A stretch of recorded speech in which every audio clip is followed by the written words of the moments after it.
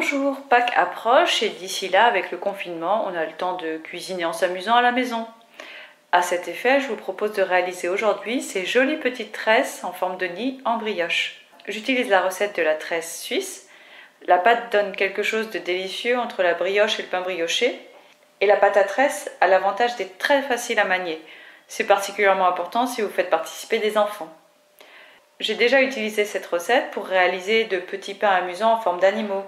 Des tortues, des chats, des chiens, des hérissons, ça c'est mes préférés. Vous trouvez comment faire dans le i qui apparaît en haut à droite de la vidéo. Pour la pâte, il faut 1 kg de farine, un œuf, la moitié que l'on met dans la pâte et l'autre moitié qu'on va utiliser pour dorer les brioches à la fin. 2 sachets de levure de boulanger sèche ou 40 g de levure de boulanger fraîche, une cuillère à soupe de sucre, une cuillère à soupe de sel, 125 g de beurre à température ambiante, 5,5 décilitres de lait tiède. Je pétris la pâte et la laisse lever une première fois jusqu'à ce qu'elle double de volume. Ensuite, je passe au façonnage. L'important est de former des brioches qui font tout à peu près le même poids. Ça permet de faire cuire tous les petits pains pendant la même durée. Ici, j'ai fait des petits pains de 200 g chacun.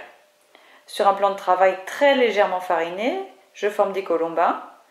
On peut faire des tresses à 2 brins, ou à 3, ou à plus si on est vraiment fortiche. Pâques oblige, j'ai utilisé les tresses pour former des nids. Pour être sûr que l'œuf de Pâques tiendra bien dedans, j'appuie un peu un œuf au milieu du nid. On peut aussi préparer des lapins, comme ici. Je couvre d'un torchon et laisse lever une vingtaine de minutes. Je mets le four à préchauffer à 180 degrés. Je dore au pinceau avec la moitié de l'œuf qui reste, un peu de lait, du sel et du sucre. J'enfourne pour une vingtaine de minutes. Je vous conseille de surveiller la cuisson, elle dépendra de la taille des nids. C'est terminé, reste maintenant à peaufiner la déco. En Suisse, les grandes surfaces vendent des œufs déjà durs, joliment décorés pour Pâques. Je les ai utilisés et tout de suite ça fait une belle touche de couleur. Amusez-vous bien et à bientôt! Si vous avez du temps, vous pouvez aussi vous lancer dans des objets en papier mâché. Ça ne se mange pas par contre.